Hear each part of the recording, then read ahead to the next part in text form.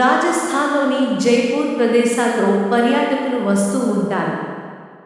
ఈ క్రమంలోనే విహారయాత్రకు వచ్చిన ఓ జంటకు చేదు అనుభవం ఎదురైంది.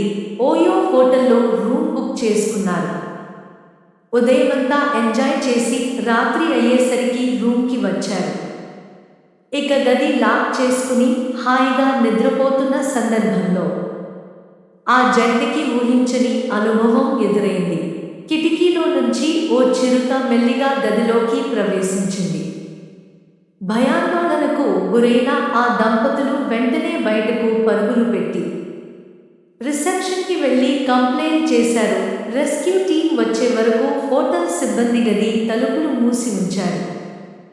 కిటికీలో నుంచి మత్తు ఇంజెక్షన్తో చిరుత పులిని అపస్మారక స్థితిలోకి పంపారు. అది మత్తులోకి జారుకున్న తర్వాత గది తలుపులు తెరిచి దాన్ని తీసుకెళ్లారు.